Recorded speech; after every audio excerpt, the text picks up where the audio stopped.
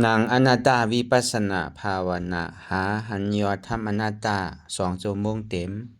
ก่อนนี้นางปฏิบัติกุกรรมในเขาพร้อมกันไว้สาเยตนา3 เจ้าก่อนพุทธังที่พุทธาเจ้านั้นผู้เจมีเฮาคาไว้คาออกสาธุธรรมังที่ธรรมานาตาเจ้านั้นผู้เจมีเฮาคาไว้คาออกสังฆังยาริยาแปดเจ้านั้นผู้เจมีเฮาคาไว้คาออก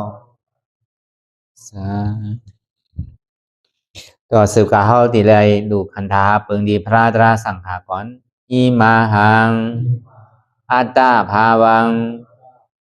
พุทธัสสะปาริจาสามิ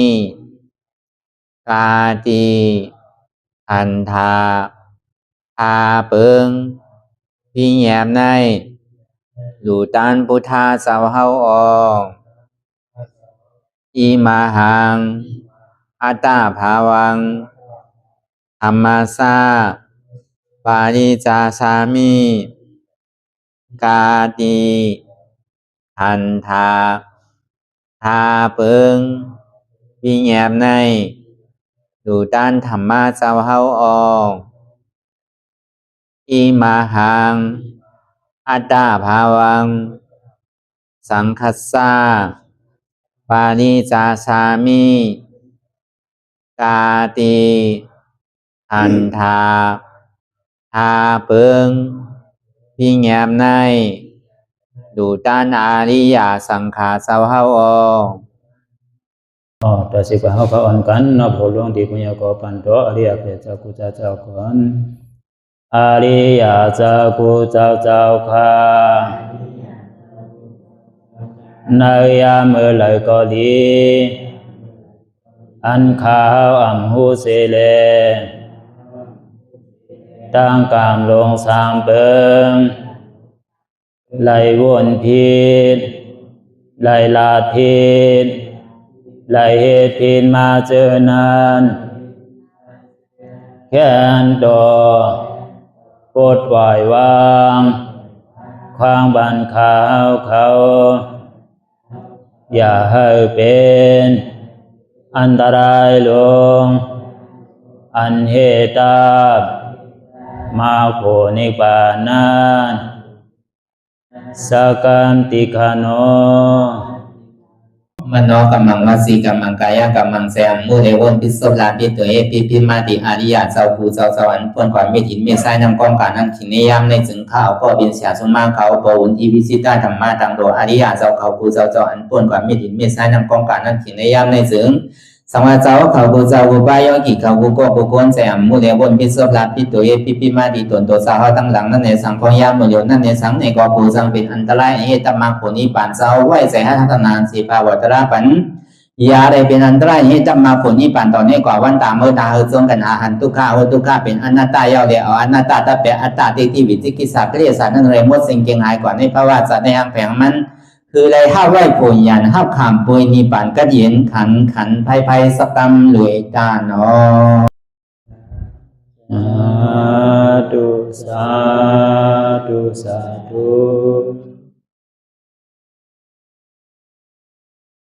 là phụ nữ và đối dạng bình dạo là cả nữ và đối dạng bình dạo giặc tôi thì nói bình dạng thản giấy tiền hâu nên anh lấy xiềng anh lấy tiềnมันพุทธบอกเกิดขึ้นเป็นมานั่นเราบอกว่างเป็นอนัตตาพอเราไปหันเจ็บไปหันทุกข์ไปกองใส่เดือนหน้าตาในกองเคยดีโล่งเคยใส่เขาอ่อนตั้งเคยใส่เขายาวๆเคยเสียวยาวๆเคยใส่เขาลื่นๆเคยเสียอลื่นๆเขาเกิดออกตายเขาเป็นออกลูกป้องเกิดเวียนตายใน ใจว่าเราด้วยเราบอกไว้หลายไงเรามีญาณตั้งหันจือใจญาณตั้งวนจือใจหันเฉพาะที่ไม่นำผู้เปิดเลยเอาตั้งแต่ซี่โอต่อไปกินนั่นมีอะไรพอไหนในที่ว่าเป็นเฮามีเฮาเปลี่ยนเฮาเปิดพองอันที่สั่งไรแน่เอาตั้งแต่เฮาความมาถึงพองยามมาอย่างนี้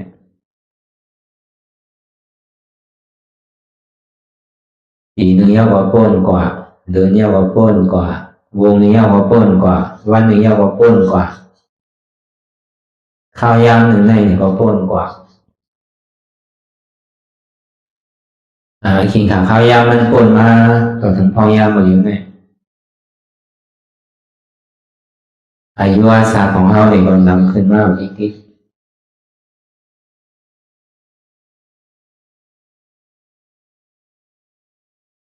อาสาหนาไม้เอาเนี่ยก็ตั้งเจ็บตั้งเปลี่ยนตั้งไข่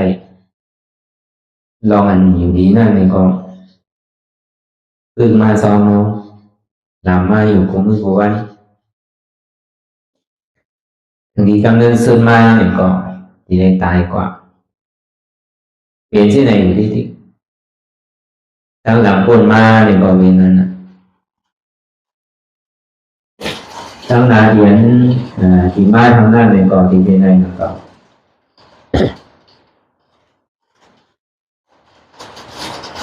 ถึงตั้งกระด้เป็นเราจะดีว่าให้เกิดให้เป็นให้เกิดให้เท่าให้เป็นให้ตายมันเป็นเทพให้เกิดให้เกิดไม่ข้าวแห้งแข็งอ่ะให้อะไรเนี่ย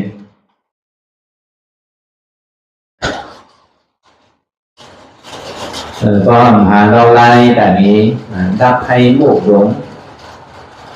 อันใดเนี่ยก็ไม่ดีไหม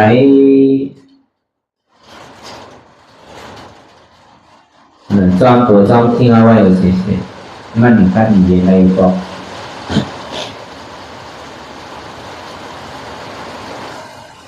ก็ว่าเขาหันลองตั้งไทยเกิดเท่าเป็นตายเนี่ยให้พ้นนะ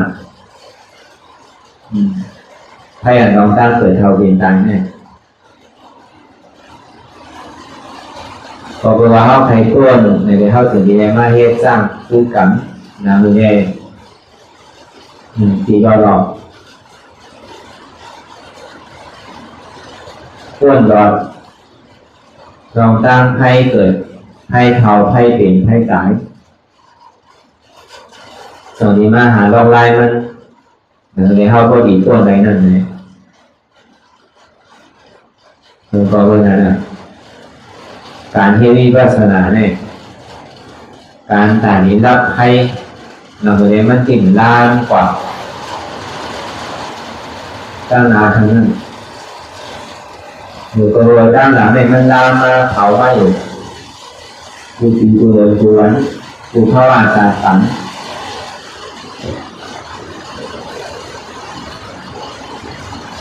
ก็เป็นอย่างนั้นเอง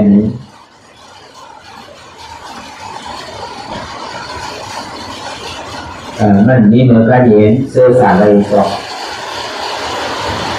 เรื่องตัวมันนี่บางครั้งก็เห็นเสื้อสายอะไรก็เนี่ยนำเรียนก็ดีทั่วบางครั้งเท่าไรมาพอมีงานอยู่สังเกตว่าการนี้รับให้ผู้รู้ในไรในก็ที่ได้เอาอย่างสมาสัมพุทธะที่ได้สั่งสอนมีไว้เอาเนี่ยเพราะอันเนี่ยก็ที่ได้อย่างซ้อมเสียตังอยู่ทางตราเป็นสาวการนี้สั่งสอนนี้ต่อมาก็ไปต้นเทเกิดในต้นเทเทาในต้นเทเป็นในต้นเทตานมุกให้โยมอยู่แน่ดีก่อนนั่นแหละมันจริงเกิดนั่นแหละมันจริงเทานั่นแหละมันจริงเป็นนั่นแหละมันจริงตายนี่นะต่อไปมากขัดใจใส่ขิงใส่ข้าวใส่ยำ เนานาเยอะเลยก็มีน้ำไหลแต่พอใจละอยู่ที่อะไรมันกินยุบขึ้นได้นั่นเลยก็เขาต้องมีอะไรมากคัดใส่เองเอาอย่างที่ศาสนาเนี่ยสร้างพื้นกรรมอะไรก็ดีต้น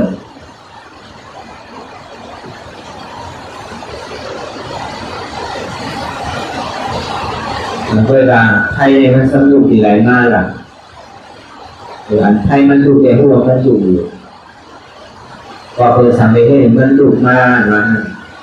เขาต้องเรียกว่ามาหาที่ทำเอาซ้อมที่ให้ถึงมันลูก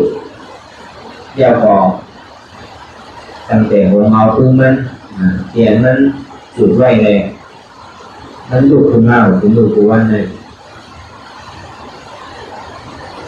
เงามันในหูมันในลูกที่ไหนมาเนี่ยพอเขาถึงที่ไหนมาสาวหาเหตุทำเงา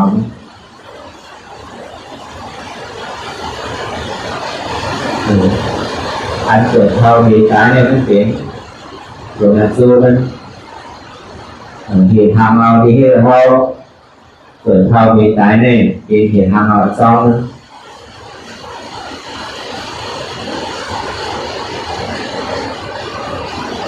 พอหูจักรับเหตุทำเอาซ้อมอะไรเอาเนี่ยก็ให้เนี่ยมันติ่งล่างก่อนเนี่ยมันดีนับแบบรู้ว่าสิ่งใดเนี่ย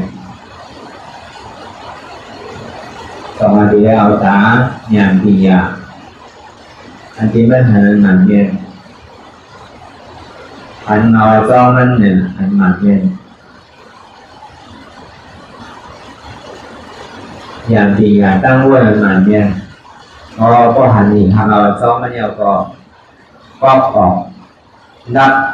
บวชที่ทำนอนซ้อมนั่นไรเนี่ยก็ที่ทำเอาซ้อมผมเอาเพิ่งนั้นลูกที่ไหนมาเนี่ยเขาแบบตื้อไปแล้วก็มันทำลูกร่างกว่าไป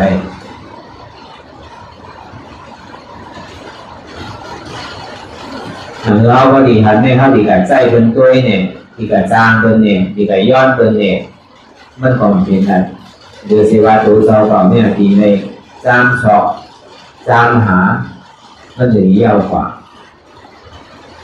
เอาตัวเราเรานั่นเป็นตื้อแต่ที่ให้จ้างตื้อกลางกว่าแล้วก็คนนั้นมันมีในตัวในสายเทียนมันพูดต่อเป็นอยู่เนี่ย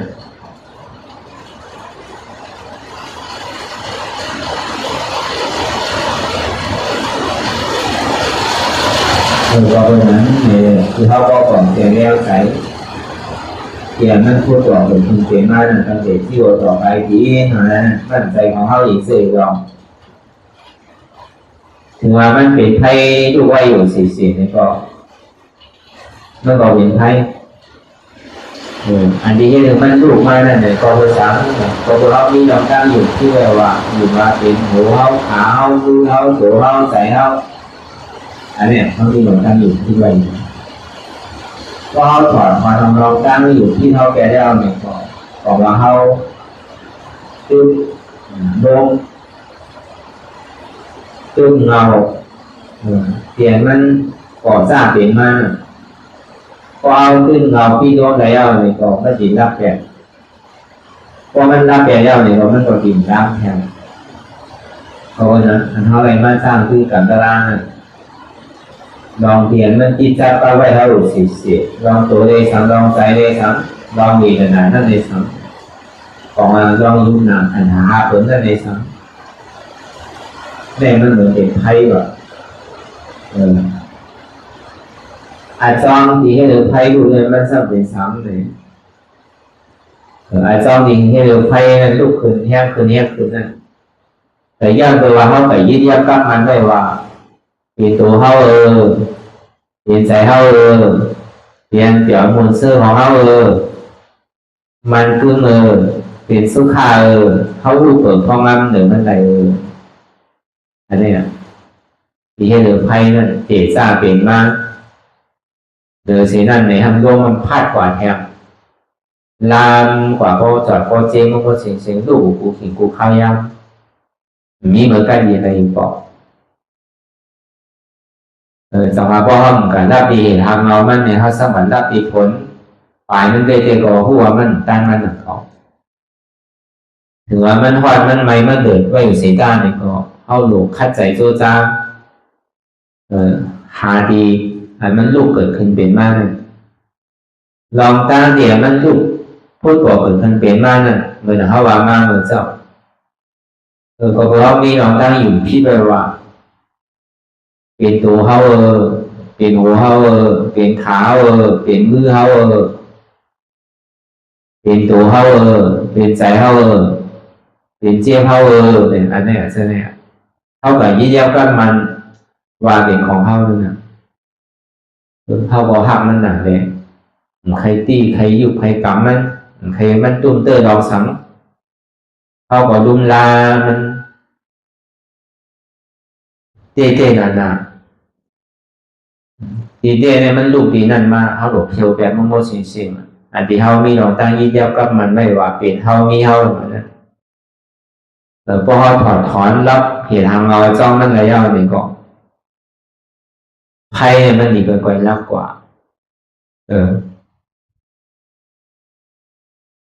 เนี่ยเป็นมุกไพ่หลวงเป็นมุกไพ่ลากะมุกไพ่รอผ่าตอสามห้าหมานาดิที่วิจิกิสาธินามิตากุจา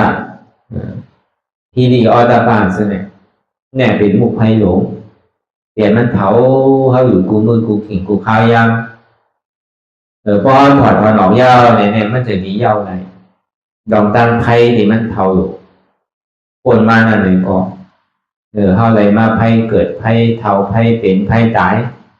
ต่อสืบไปดังนั้นนั่นเนี่ยก็ห้องมูร้องมันในห้องสังติขึ้นกระทบไพ่เกิดไพ่เทาไพ่เป็นไพ่ตายแถมเหมือนหนังไพ่นาลายที่ลูกว่าอยู่เสียนั่นนะตั้งห้อนตั้งเสียตั้งใหม่เผาตึงวันเผาตึงขึ้นหรือเสียนั่นเนี่ยรวมมันพาดถึงแห้งขึ้นตุกขึ้นสูงขึ้นนำขึ้นกว้างขึ้นฐานมันตีย่อมมีฐานมันตีรับไว้กว่าในกรมมีเพราะผมพูดจากอาจารย์มันเนี่ยมันเป็นสิ่งนั้นแปลเพราะนั้นการวิปัสสนาเนี่ยมันเป็นการรับเหตุหักเอาอาจารย์อันตีให้เลยไพ่ลุกขึ้นแห้งข้าวแห้งเลยก็วันนั้นอันเท่าเย่อยู่กูมือกูขิงกูข้าวยามนั่นคือได้ไพ่มันดีรับนั่นคือได้ไพ่อันมุ่งลงเนี่ยมันดีรับแบบนั้นมันจะดีกันยินได้ก็วันนั้นในเขาดีได้เอาตัวเขาเป็นตื้นมันนั่นนะเขาจะดีหันได้กูบอกให้เขาลุมลามันเสียหักมันหนาอีหลูมันหนากูมันเป็นใจเป็นเนื้อกูมันดูมันไกวมันปั้นโกมันหลอกโกมันเจ็บโกมันขาดโกมันแหงโกมันตายเนี่ยเขาก็ปัดโกลุ่มลามันอยู่กูขิงกูข้าวยำอันเขาลุ่มลานั่นเองเหมือนนั่นห้อมรับนั่นน่ะเขาทำกับส่วนไพ่มันแหงมันทำลูกคืนแหงอันที่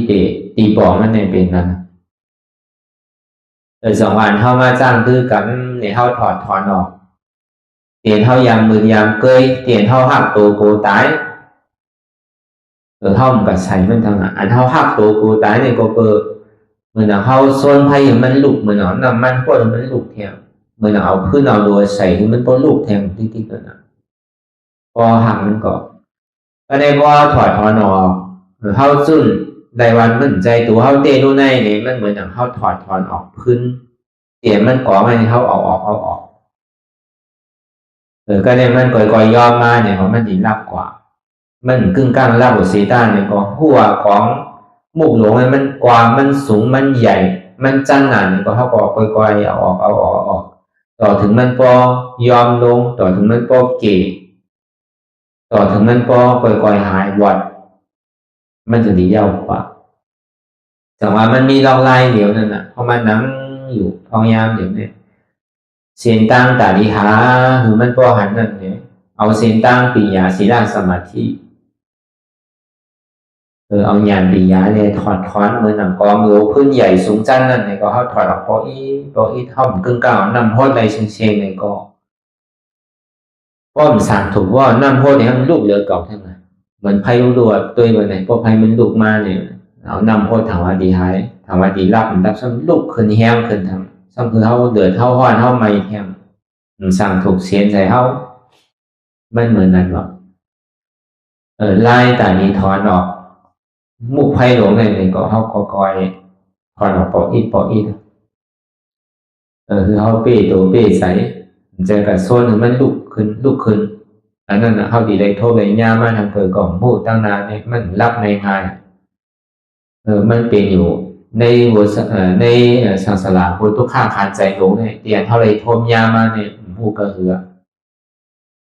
ตั้งนาเตียนดีบอกคือขึ้นเป็นมานั่นก็สักดีน้ำทางก็คือก่อนพูดก็ว่าเขาพูดเรื่องนั้นเนี่ยเลยเข้าถึงในมาถอนของนั่นนะการเข้ามานำตราเนี่ย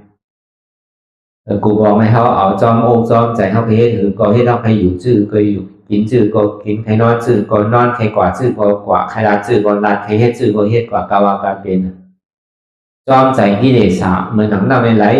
ดองจอมเปิดเฮ็ดชื่อก็เฮ็ดนั่นเปิดน้ำชื่อก็เขาก็เฮ็ดน้ำจอมเปิดชื่อนั้นเขาเหมือนต้อนสารคัดมันหนีบอกย้อนไปว่าเขาต้อนสารคัดมันหนีบอกเลยมันก็คงไปดูตั้งวันตั้งคืนนั่นมีมือแหงมีมือยาวมือสุดมือโตอะไรบอกอันนี้นี่กูหนังเป็นเปิ้ลว่าใครอันนี้เนี่ยมันหนังไฟมันเผาไว้อยู่ตึงวันตึงคืนว่ะไอ้ที่เปลี่ยนมันน่ะถ้าเนี่ยเขามาจ้างตื้อกับเนี่ยนางรับตาเลิกโดยแต่หยาดวิญญาอยากตัวดีมันน้อวิญญาชื่อหัวต่อไปที่นั่นถือเขาฮัดจุนภาวะเป็นสิ่งอันเท่ามือเท่าเกยอันเท่าหักมันหนาอันเท่าอีหลูมันหนาเข้ากูมันเจ็บมันเสียบนั่นวางจุนด้วยกำหนึ่งในคาดัง2 ชั่วโมงเนี่ย2 นาทีเนี่ยมันเคยเป็นหนึ่งก็ยาวก็ติ่มพื้นหนึ่งต้งขั้นได้เปิดตามื่นตามองขีดมองข้าวมองย่างสังอ่ะเป็นถือว่าเขาจุนยาวเนี่ยบอกว่าลองตั้งเตียนเท่าซุ่นนั่นเลยเหมือนเท่าถอนออกพื้นเตียนมันกองลงไว้ที่มันเผาอยู่ตึงวันเนี่ยมีลองตั้งขันถีมีลองตั้งวิริยะมีลองตั้งหนีข้ามาอย่างเลยก่อยถอนถึงว่ามันห้อนมันเสียมันใหม่ก็เขาก็ถอนออกร้อยอันถอนออกร้อยนั่นนะที่เปลี่ยนมันเป็นสำหรับมันพูดบอกเป็นมาเนี่ยก็มันใจตัวเขารู้อนัตตาอันมันกับของอะไรมันเปลี่ยนมันเป็นโหเก่ามันเป็นขาเก่ามันเป็นมือเก่ามันเป็นตัวเก่ามันเป็นใจเก่ามันเป็นเจ็บเก่าเพราะนั้นเก่าหลุดพื้นหลุดนึงหลุดโต้หลุดค่ายหลุดได้หลุดเปิดตาเมื่อตาหลุดมองขิงมองข้าวมองย่างหลุดป้อยเอาว่าเป็นไหนเฮ็ดอะไรอันนี้ก่อนว่าเขาตึกโซนไพ่โดยเช่นนั้นอย่าว่าดีทอนเตอเขาตึกกว่าหาอันห้อยอันใหม่อะไรมาทิมใส่เอาอันนี้มันเผาไงมาทิมใส่แค่ลุกขึ้นแห้งขึ้นลุกขึ้นแห้งขึ้นไพ่อันนี้เนี่ยมันง่ายตั้งลูกตั้งแฮมมันเผาพอจอดกว่าถึงตีอเบชิภูมิไพ่มุกหลงเนี่ยไพ่มุกหลงกิเลสเนี่ยเผาถึงสัตเรชันเผาถึงเอตาเผาถึงอสุรกายเผาถึงนาลายในโครงการเนี่ยก็เผาอยู่ถึงวันนะพอถึงเมืองผีมันก็เผาหมดตั้งแต่เมืองผี1 โค้งต่อถึง6 โค้งพอจอดถึงกว่าเมืองสางหนูป้าพวกเผาอยู่ถึงวันนึงคืนวันไหนตอนขึ้นตอนเลยบอกว่าไพ่เนี่ยดีโกนะเพราะเวลาเลยย่าโตลีง่ายกว่าย่าเมื่อนำพระเรียนเจ้าเขาเมื่อนำพระเจ้าพุทธาเขาเมื่อนำอาคาราสาวกามหาสาวกาปกติสาวกาเขาที่เป็นยาหันตาวันนั้นอันนั้นมีเอาไพ่รับ8 มดสุดเซ็งเดือเสนั่นเนี่ยใน31 โค้งเนี่ยเป็นไพ่เผาถึงวันว่ะไพ่หนาเดือเสอันไพ่ร่างกำพาก่อนว่ะไพ่กิเลสลงเนี่ยไพ่เดือเสอันไพ่ร่างกำพาว่ะไพ่ร่างกำพาเนี่ยมันเผา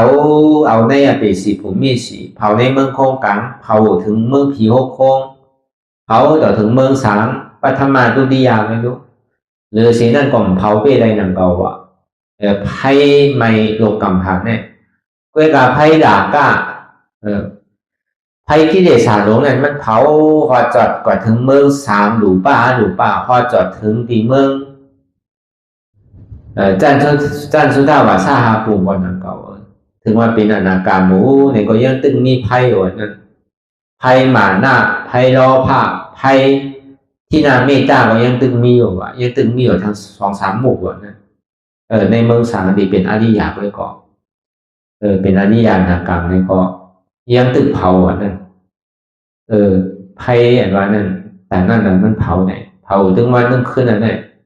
มันมีกลางวันกลางคืนเราเผาอยู่ดีๆกับพวกก็อะไรเลย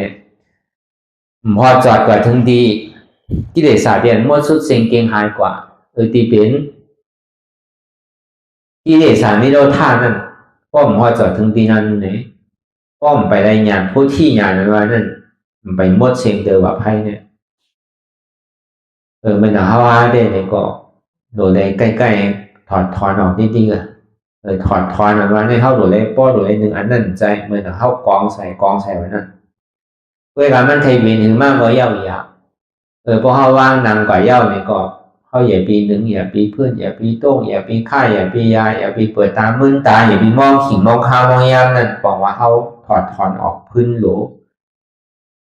เตียนมันก่อไม่สูงจันใหญ่กว่ามันนั่นเนี่ยค่อยๆถอดออกนั่นถึงดีกำเนิดสุดมาเนี่ยก็จำรับเสียงอะไรอยู่นั่นก็ว่าเพราะเหตุการณ์ที่ลองตั้งเตียนเขาให้จุดตัวห้ามตัวโกตายลองใส่ก่อนอย่างนั้นนั่นก็เตียนมันพูดบอกเกิดขึ้นเป็นมากนั่นลองให้เขามีลองตั้งทุกข้าใจบนกว่ากาวากาเป็นบนตั้งหลังของตั้งนาก้ามพยากรบนสังก้ามพยากรพ่งผิวอยู่กาวากาเป็นผู้ว่ามันพ่นรองสังตัวว่ามันพ่นรองสังหมอว่างแก้ตัดว่ามันพ่นรองสังนี่ออกมาเหมือนเขากับส่วนไพ่มันหลูที่กว่านั้นเวลาพอมันมาดีใส่เอาเย้าในซื้อในอันกับวนตั้งหลังในก็หัวมันวนตั้งหลังวนตั้งนาในก็คือหัวมันวนตั้งนาเตียนมันวนสังลาในก็หัวมันวนสังลาเตียนมันพ่งผิวอยู่กาวากาเป็นในก็หัวมันพ่งผิวกาวากาเป็นก็แปลว่าเขาอู้เปิ่งพองอ้ำเหนือมันไรแหละกล้วยกาเป็นคือก็เย้ายาวมันเคยป้งเคยผิวเคยแดงเด่ก่อนตั้งไรเซต้าเนี่ยก็เขาอย่าไปย่อมก้านอย่าไปหย่อนย่างลองตั้งคัดใจเขาสืบวนว่างเป็นหน้าต่างก่อนจิ๊กมันเคยเป็นอย่างก็อย่างกำเนิดสุดมาเนี่ยมันอีกก่อยๆเกี่ขึ้นก่อยๆเรียกโล่งอะไรมันตีหายก่อนเมื่อนั้นเขาต่อถึงเขาพอฮัดจุ่นใจนั่นนะที่เปลี่ยนนั่นก็เมื่อกูปอกคนมานั่นเนี่ยเขาฮัดนะเพราะมันเจ็บมันเหลืออกเหลือใจมากในใจเพราะใครขาดเป็นกำเนี่ยใครโกมากกำนั่นใครก้านมากกำนั่นใครคาดมากกำนั่นใครป้อกำนั่นช่างโกตายแล้วนั่นมันเป็นนั่นว่ะ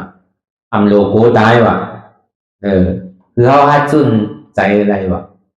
อันนี้บอกว่าเขาถอดถอนออกของมุกไพ่หนูนั่นเตียนมันเต่งเงาเป็นมากนั่นถึงนี้กำเนิดสุดมาเนี่ยใกล้ๆให้ดูถึงว่ามันไม่มันเสียบมันห้อยอยู่เซต้าในกอมันให้เขาถึงตายอย่างเก่าอ่ะค่อยๆถอดออกพอมันดีค่อยๆเย็นลงหวานมันไม่ถึงวันนึงคืนเนี่ยมันดีค่อยๆหายก่อนนั่นลองตั้งอันเท่าดีถอดถอนออกนั่นก็เหมือนเท่าว่านั่นนะมันใจเท่าเนี่ยนะมันเป็นอนัตตาตายก็ตึงมันชีวิตมันใจของเขารู้เพราะมันเป็นของเขาเต้ในซื้อเขาหลงอุปเปิงอะไรก็เพิ่มมันใจของเขาในเขาอุปเปิงอะไรมันเป็นอนัตตาอันนี้มันผ่านปวนในเมืองกายาในสำคัญมาดีเมืองจิตตานากราว่ะเมืองกายานากรเนี่ยสำคัญมาดีเมืองจิตตานากรว่ะมันเข้ามาในเมืองใจว่ะเมืองใจก็ดีได้จุนหรือในภาวะใหม่มีใจติดจับกับมันว่ะตัวเขาใจเขาเนี่ยมันติดอยู่ติดในโลกาในบอกว่าเมืองว่ะติดในวันในเมืองติดอยู่ด้านเศร้าติดในตัวนั่นนะบอกว่าพอมาดีใจทำติดใจนะก็เนี่ยใครขาดใครตายมันอยู่ในเมืองใจว่ะนั่นเดือเสียนั่นเนี่ยมันซ้ำปนมาดีเมืองเวทนาทางกั้มว่ะในเวทนาเมืองเวทนา ทุกขาเวทนาสุขาเวทนาอุเบกขาเวทนานั่นมันสมานนั่นว่ากูเอากำหนังเนี่ยมันที่เอาอันนั้นเป็นอันโยที่เจอลองอันเปียวมวลเสื้อกูเอาก็อะไรก็มันใครทบยาอันเปียวมวลเสื้อกูในรอการในก็มันนั่นนั่นเก่าพอทุกขามันพูดก่อเกิดขึ้นเป็นมาอีดอนอีหนึ่งก้อยก่อทำโกพออุเบกขามันพูดก่อเกิดขึ้นเป็นมาในสำคัญเนี่ยเหมือนหนังพอเขาจอมเขาติดเปี่ยวติดมวลเขาสำโกทุกขาหรือเขาสำคัญอยู่เช่นนั้นในซึ่งเมื่อเขาตื่นโซนไพ่มันอยู่ที่กะถามว่ามันดีวัดวักหายไหวเนี่ยครับมันทำแห้งขึ้นใหญ่ขึ้นแห้งขึ้นใหญ่ขึ้นรูปเอาที่ขึ้นน่ะก็เนี่ยพอหมอจุนภาวะอะไรลองตั้งเมืองเวทนานั่นเมืองสุขาเวทนานั่นอย่ามีเนี่ยโจมเตอว่ะมันใครเปี่ยวใครมนคือก็ใครมีอายุกับมาโกงใครมีลองตั้งหางหลีหางงามมีลองดีอยู่ตั้งเศร้าเขี้ยงมีเสียงหลีมีอันลองตั้งอันหางหลีหางงามมีเดียนหอมไว้ในสังอันดีกินดีลอยในสังอันดีนุ่งดีที่ดีเตอร์ในสังอันดีเป็นเจิดใจอยู่นั่นในสังในก็อย่างนี้ติดมันว่ากว่านี้ดีกว่าในเมืองสุขาเวทนานั้นในเวทนามันทำเสียเป็นสามัญโลกก็ในประมาณในเมืองทุกขาเวทนาห้องทุกขานาการะในสังสุขานาการะสุขานากรในสังทุกขานากรในสังก็ไอ้ทุกขาเนี่ยมันพูดบอกเกิดขึ้นเป็นมาเนี่ยเอาใครถอยก็เนี่ยพอเขาถอยเนี่ยมันสำคัญอีกบอกมาเมืองสุขานั่นนะเขาก็ถามว่าพอเขาหนึ่งเขาพื้นเขาโตเขาไข่ก็มันก่อนทุกขารู้เนี่ยนะเขาทำยางแล้วนะก็เนี่ยใครมาตีอยู่ในเมืองสุขานั่นนะใครกว่าว่าเมืองทุกขาเนี่ยเพราะมันยางสื่อกว่าเนี่ยกว่าที่ดีกว่ามันใครทุกขาคานใจคือเขาย่อยอย่างมีโก้อ่ะสืบยางกว่าที่ดีกว่าเมืองทุกขานั่นก็เลยเพราะมันสืบยางกว่าที่ดีไหนก็มันดีหายกว่าเมืองทุกขานั่นเพราะว่าหายกว่าเขากว่าในเมืองทุกขาเอานะครับมันสำรอดกว่าที่เมืองทุกขาก่อนใจสุขาก่อนเป็ดที่ว่าเปี่ยวห้าก็สำใจที่ว่าเปี่ยวห้านี่ก็สำใจในห้องเป็นเมืองอุเบกขาเมืองทุกขาก่อนเป็นสุขาก่อนเป็นนั่นก็เขาที่นั้นเนี่ยใครคาดมากที่ว่าสืบตั้งนาก่อนใครสืบที่ว่าปอกตั้งหลังก่อนใครปอกทุกขาก่อนเป็นสุขาก่อนเป็นอันนี้ก็สืบกว่านี้ดีกว่าในแกนเขายางตั้งกว่านั่นอย่าบีถอยกว่าคือเดินนานกว่าที่ดีกว่าก็เลยพอสืบพ้นกว่าย่อในสื่ออานุรอมมาอย่างนี่นะในเมืองกายะเมืองจิกดาเมืองสุขาเมืองทุกขาเมืองอุเบกขาเนี่ยมันดีมาสู้เวลาหนึ่งอันเดียวก็เนี่ยพอมันมาสู้เวลาหนึ่งอันเดียวยาวเนี่ยก็เพื่อเขาผ่านพ้นมาในหาเมืองยาวเนี่ยเขาช่างดีปอกขึ้นเมืองขึ้นห้าเนี่ยอย่าดีปอกว่ามันมาสู้เวลาหนึ่งอันเดียวซ้ำห้าวแย่มแขนเดือนเท่าใดผ่านมากูผ่ายกูไปอันเท่าใดผ่านมาเมืองนั่นเชียงว่าพอเบอร์มันมาหูจู่มันโมเชียงบีนกว่าเรียนกว่าตั้งออกก็ทุกข้าเรียนกว่าตั้งโต๊ะก็ทุกข้าเรียนกว่าตั้งหอก็ทุกข้าเรียนกว่าตั้งจ้างก็ทุกข้ากว่าตั้งไรก็ไม่ไรก็ไม่ก็กว่าตั้งไรไม่ได้ติโป้ติก้าในห้าอย่ามีโป้อย่ามีก้านว่าสืบกว่าที่ดีกว่าเพราะสืบกว่าที่ดีมันดีป้วนอะไรเพราะมันป้วนอะไรเนี่ยไพ่เนี่ยมันดีรับกว่าของหมู่หลวงอันชิบหมู่เนี่ยมันดีรับกว่าสองหมู่ของหมู่ไพ่อัตตาเนี่ยของหมู่ไพ่วิจิกิสานั่นไพ่อันเท่าย่างแขนสองหมู่ลงใหญ่เนี่ยมันดีรับแบบหรอพอมันรับแบบยาวเนี่ยก็ในสิบปูนเนี่ยมันซักษากว่าอยู่สองปูนในปากปูนเนี่ยมันซักษากว่าอยู่ชาวปูนมันข้างกว่า80ปูนเนี่ยนะเพราะเป็นที่นั้นไม่ยาวเนี่ยตีเต้เนี่ยไพ่เนี่ยหมดรับหมดรู้เนี่ยพอเขาเฮ็ดจ้างตื้อกรรมก็ลองตั้งคัดใจเขาก็ดีคัดใจนึงเนี่ยไพ่ดีมันสืบลูกแห่งนั้นเนี่ยมันดีไวกว่าหรือเก่าทางนั้นเนี่ยก็เขาสัมผัสได้คัดใจอะไรอย่างกว่าท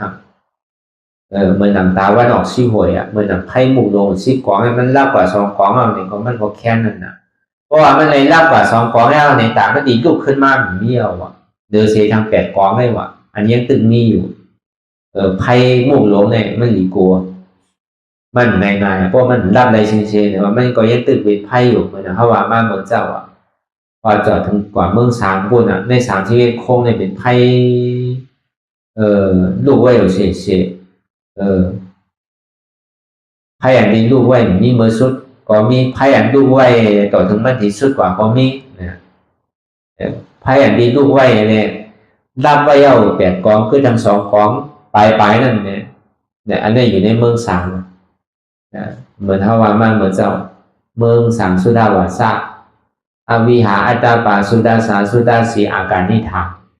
เนี่ยไพ่หลงเนี่ยคือทาง2 มุกนั่นอัน8 มุกนี่มันปล่อยไปแล้วคือ2 มุกพอป่วยนั้นได้แล้วก็เรียบร้อยได้มาทบยาไพ่โดยได้มาเสียกิ่งเสียข้าวเสียย่างเลยมาไปรับไพ่อยู่ที่มาถอนออกรับไพ่อยู่ที่เนี่ยมันหลวนะก็เวอร์เขาถอนไว้เอาเลยเขารับอะไรเอาเลยเขาป่วยหัวนั่นน่ะเมื่อนั้นเก่าอันเขามานำตารางอันเขาหมอฮัดจุนตัวจุนใจจุนมีขนาดนี้บอกว่าที่เรียกว่าเป็นเมืองเนี่ยนะเมืองหาเมืองเนี่ยนะเดี๋ยวมันย่อคือเขาเปี่ยวมนในอายุกรรมกงคือเขาออกป้นม้วนรอใดนั่นถึงที่เขาบ่สื่อออกป้นม้วนรอใดกว่าเย้าเนี่ยก็ไปเรียนศักษาลมใจกว่าสังว่าก็ติดคำไว้เมืองไหนเมืองหนึ่งก็พูดว่ามันติดปันเหมือนเก่าเป็นลายเก่าขึ้นนิดดีกว่าสองวันมันมีอันหยอกอันยานเก้าอันแดงของเชต้าเนี่ยก็เขาเลยมีลองตั้งสื่อกว่านิดดีแค่ไม่เคยเป็นถึงก็ยาวบอกว่าคือล่ะลองไล่เตียนเท่านำกว่าเย้าในซึ่งอธิษฐานของเขาในอยู่ปีหนึ่งลูกปีหนึ่งก็เย้ามันเคยเจ็บเคยก้นเคยขึ้นมาดีไหลมาดีหัวดีขาดีมือก็มันมีหัวมีขามีมือมีตัวมาดีใจก็มีใจมาดีเจ็บก็มีเจ็บมันเป็นอนัตตารู้มันใจของเกาอีเจยร้องใครเป็นยังใครเผาใครเสียบใครแต้มถือก็เติมมันเกาจุนพาวางแปดหมดไหลเฉียงยาวเนี่ยลองตั้งเดียนเขามีลองตั้งแต้มตั้งจึงอะไรเนี่ยบอกว่าเขาถอนออกใครถอนออกพื้นอันที่มันสูงลูกไว้อยู่เฉยๆนั่นเมื่อเขาตึกถอนออกได้ดีกว่านั้นเพราะถอนออกเสียงยาวเนี่ยก็มันก็ดีซ้ำสากว่าเหมือนเขายังตึกถอนอยู่นั่นเนี่ยก็พูดว่ามันไม่อยู่นะมันเสียมันหอนมันไม่มันเหลืออกเหลือใจอยู่ก็รับเพราะเขาถอนออกร้อยๆนี่ก็มันก่อยๆอันไม่อันเสียอันหอนอันห่าวอันเฮี้ยงอันมันหนามันดีเก๋อันมันสูงเนี่ยมันดีแอบลงอันมันกว้างเนี่ยมันดีแก็บอันมันไม่ห่าวแห้งอันนั่นเนี่ยมันก่อยๆอุ่นมากก่อยๆร้อยๆหายกว่าอันเท่าไหร่มาจ้างตื้อกับดองตั้งวิปัสสนาเนี่ยก็อันนี้เขาว่าดองตั้งมันเหมือนหนังหมุกไผ่หลงที่มันเหตุการณ์มันเผาอยู่ตึงวันตึงคืนเผาอยู่ใน3 ชีวิตโคมเนี่ยพอเขามีดองตั้งจ้างตื้อกับวิปัสสนาอันเหมือนคำพระราเดี๋ยวจะเขาสั่งสอนไว้เนี่ยก็เขาก็พูดจักว่าตัดดีถอดถอนหมุกไผ่หลงในนั่นก็ถึงดีกำเนิดสุดมาเนี่ยก็อันเท่ามาสอกหานั่งรับตามเนี่ยอันเท่าหันเจ็บหูเจ็บภาพเจ็บนั่นพอเขาหันไพ่หูไพ่ภาพออกไพ่อย่างว่าตื่นไพ่ออกหันตุกข้าหูตุกข้าภาพตุกข้า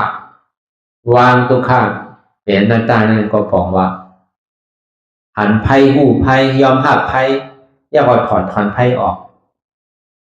ทำมีหานันตุกข้าเนี่ยก็เป็นไพ่หนังเขา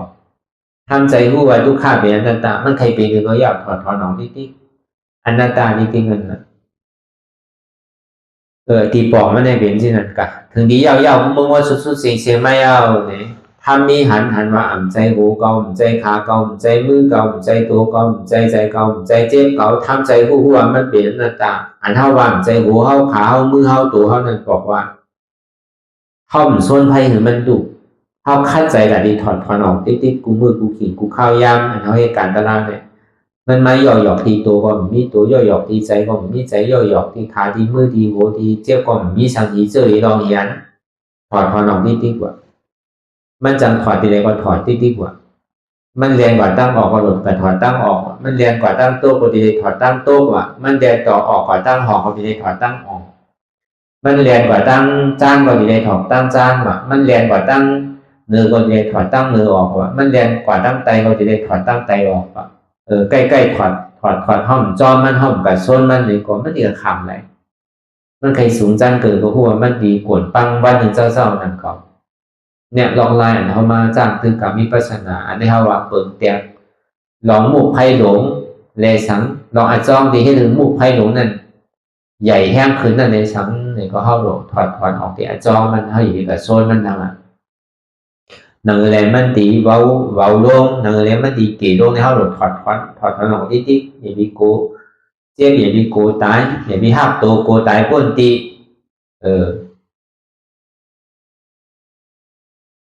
ทำมีหันเนี่ยหันไพ่หมู่หลงหันตุกข้าลงมาบอกว่าหันไพ่หลงนั่นน่ะทำใจผู้ว่ามันเป็นอนัตตาผู้ว่ามันเป็นไพ่ลูกลงเนี่ยก็ถอดออกบอกว่าอนัตตานั้นถอดออกที่กว่าว่าเป็นที่นั้นที่เดียวเนี่ยก็มันใครกว่าตั้งไรเสียมวานเนี่ยก็เข้าก็ลองตั้งเตียนมันป่องแจงแรงใจดีเนี่ยก็หันยังหันเจ็บแกนต้มตอนเนตรสานสันไว้โคมไต่ไม่กระดอนแข็งสู้ตุ้มเจ้ายายจิ้มหยอดเป็นลูกอันนี้เป็นไพ่ลูกไว้อยู่ทำใจผู้หวานเจ็บแกนต้มตอนเนตรสานสันไว้โคมไต่ไม่กระดอนแข็งสู้ตุ้มเจ้ายายจิ้มหยอดเป็นลูกนี่เป็นอนัตตามันใครมันป้าเจ็บป้าเสียป้าไม่เนี่ยก็อีวิโกมันนั่นน่ะมันใจเฮานั่นน่ะเจ็บก็ยอมมันใจเจ็บเฮาแกนตรงตอนเนชานสันไว้ว่ามันใจของเฮาอันไม่อันกัดอันอุ่นอันหนาวอันนักอันเขียงอันสู้ตุ้มจับใหญ่ว่ามันใจของเฮาหมู่โซนแต่นี่คือมันลูกทางอ่ะบอกว่าเฮาใจของเฮานั่นเฮาถอดออกที่นั่นนะเพราะว่าเฮาอยู่มาเป็นเจ็บแกนตรงตอนเนชานสันไว้โค่นไต่ไม่กัดอ่อนแข็งสู้ตุ้มจับใหญ่จึงหยอดนี่เป็นของเฮาเนี่ยเพราะเป็นนั้นก็เหมือนเฮากับหาพื้นมาใส่ทางอ่ะอีพีว่าถอดออกเตอมันเอาน้ำมันวืดใส่ทางอ่ะสมลูกแห้งหรือเก่าแห้งฉันดีเลยโทษไปเนี่ยตุกข้าลองตั้งขาใจตั้งนานเนี่ยมูก็คือทำอันนี้เขาว่าลองไล่แต่ที่เขาดีป่นลองตั้งไพ่ในสังสาร3 ชีโลโคงเนี่ยเลยเขาก็ดีออกป่นมันอะไรนั่นเนี่ยก็อันเท่าเลยไม่ให้หลุดกูมือกูขิงกูข้าวยามนั่นคือเขาป้อป่องแสงแรงใจดีว่า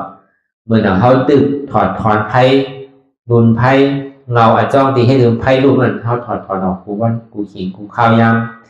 จะไปอยู่หล่อๆลายๆเลยอ้วนว่างเป็นอนัตตาเขาสำคัญกว่าอยู่ที่เลยมันตีเป็นพ่อนดินใจเหมือนหนังไพ่ที่มันรู้ว่าอยู่ที่แต่ก็เขาถอดความมันดีกว่าเบากว่าไปซักษากว่าเหมือนหนังเขาเลยมานางจ้างตื้อกับตะล่านั่นตีปอกมันเมื่อกูปอกเนี่ย1 นาทีก็ห้องใครขำไรเนี่ยก็ได้ถึงเราเฮ็ดจ้างตื้อกับมาดีแต่ก็1 นาทีควายเขาบอกขำได้มาก2 นาทีนี่เขาบอกขำได้มากถ้าได้เฮ็ดกว่าเฮ็ดมา2 ชั่วโมงควายเนี่ยก็ขำได้มาก3 ชั่วโมงเนี่ยก็ขำได้มากบอกว่าเขาพึก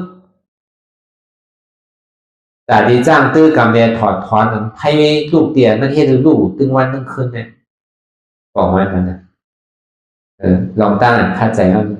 ถึงทีเขาเฮ็ดจ้างตื้อกับมาเขาก็อะไรรู้ก็เฮ็ดได้มันดีกับขำเลยนะเพราะเฮ็ดที่ไหนที่จ้างที่ไหนที่เขาหย่อนย้อนลองตั้งค่าใจเขากั้นถอยเนี่ยมันก็ดีหมดดีเย็นกว่าเลยให้หมู่หลงซิมมุกเนี่ยมันดีกว่าแบบหมดดีกับเดินสังแล้วล่ะก็เบอร์นั้นในเลยเอาอย่างปีเฮาวนดีวนยาวๆเขายาวหึงอย่าไปว่าไพ่ป้วนอย่าไปว่าเทิงป้วนเตียนเฮาหันเฮาวนเตียนเฮาวนเฮาหันนั่นถึงเพียงเป๊กกันวนต่อถึงเจนั่นบ่ซุนวนต่อถึงทุกข้าบ่ซุนตัดต่อถึงอาจารย์บ่ต้องพูดขาดกว่าอะไรที่มันพูดบอกเกิดขึ้นเป็นมานั่นคือเขาบอกว่าเป็นอนัตตาสัพพอไหน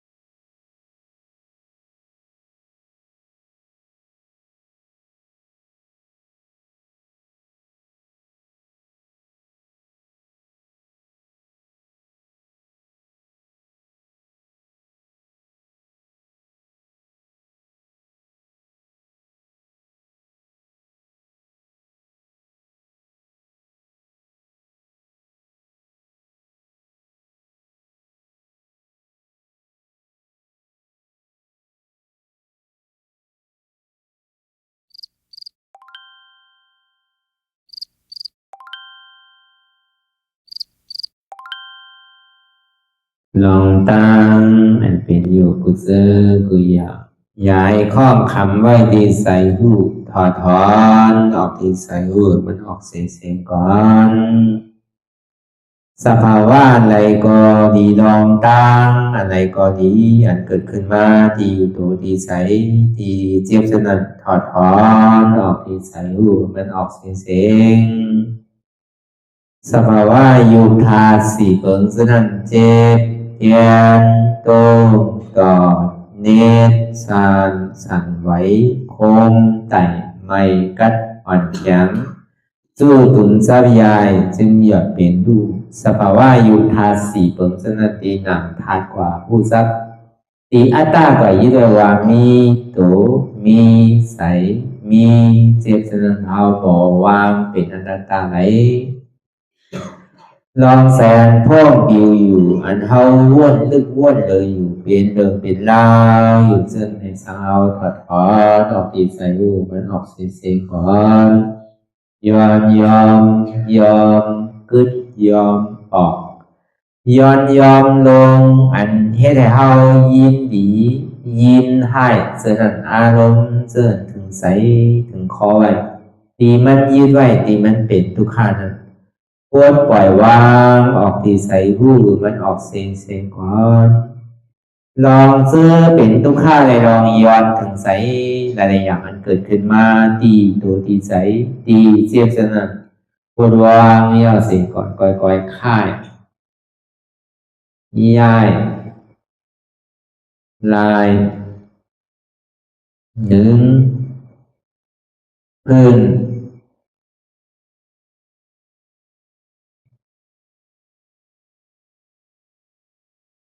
พยายามไหนก่อยเปิดตาลืมตาลอยได้เป็นการปฏิบัติธรรมโคตรอายธรรมอันเกิดขึ้นที่โตที่ใสที่เจ็บอันนั้นโคนหาเหตุหาเงาพระจองทุกขันนั้นต่อสืบการในเฮาที่ได้ส่งเมตตาถึงวิเนยสัตวะตั้งหมดตั้งสิ่งก่อนอิดาเมปุญญังอาสวะคายังนิบานังวังหอตุมาปุญญาภังกังสเปสัตตาสัมมาลาภันตุอิตังเมปุญญังอันเฮาคาไลมาตือกรรมปฏิบัติวิปัสสนาภาวนาหาอันยอดธรรมอนัตตาในอาสวะคายังเป็นอันถาสัพตัดเปนาสวะสีเปิงเสียวแลนิพพานังตีนิพพานังขอดูให้ถึงเสกัมติคามาปุญญาภากังพรดีอันคามานาวิปัสสนาภาวนาทรงยืนปันสเปสัตตานังเอวปอเมสลาญาติกาดึงเคเจอเคได้ก็แลจากว่าสัตวาทั้งสิ่งดังดวงนั้นสมาลาพันตุอะไรพรดีนำกันตั้งเฮาคา ตังสิงสกรรมติคาโนสาธุสาธุสาธุ ต่อสิกว่าเขาอ่อนกันนับหัวลงที่ปุญญาโกปันโตอริยเปเจ้ากูเจ้าก่อนอริยเจ้ากูเจ้าค่ะ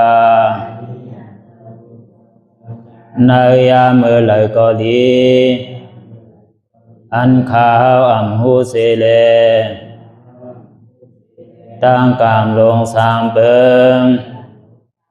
ไหลวนพิษไหลลาดพิษไหลเหตุพิษมาเจอนานแค้นดอปดไหววางความบันขาวเขาอย่าให้เป็นอันตรายลงอันเหตุตามาโผนิปานันสกันติคโนมโนกัมมังวสีกัมมังกายกัมมังแสมมุเรวนพิศลาปิตัวเอพิมาติอาริยะเจ้าภูเจ้าสวรรค์พ้นความเมตินเมสายนำกองการนั่งขินในยามในจึงข้าวก็บินเสียสมาเขาปวุนทีวิสิตาธรรมะตังโดอาริยะเจ้าเขาภูเจ้าสวรรค์พ้นความเมตินเมสายนำกองการนั่งขินในยามในจึงสังวาเจ้าเขาภูเจ้าภูปายกิเขาภูก็ภูคนแสมมุเรวนพิศลาปิตัวเอพิมาติตนตัวสาวตั้งหลังนั่นในสังพยามโยนั่นในสังในก็ภูสังเป็นอันตรายเหตุมาผลนิพพานเจ้าไหวใส่ให้ทัศนานสีภาวตระปันยาได้เป็นอันตรายให้จำมาผลนิพพานตอนนี้กว่าวันตามเมื่อตาเฮอจงกันอาหารทุกข้าทุกข้าเป็นอนัตตาเยาวเดียวอนัตตาตาเปอัตตาติวิจิกิจสัพเพเรศานั่นเลยมดสิ่งเก่งหายกว่าในภาวะสัตว์ในอังแผงมันคือเลยห้าไหวผลยันห้าขามปุยนิพพานก็เย็นขันภัยสกรรมรวยตาเนาะสาธุสาธุ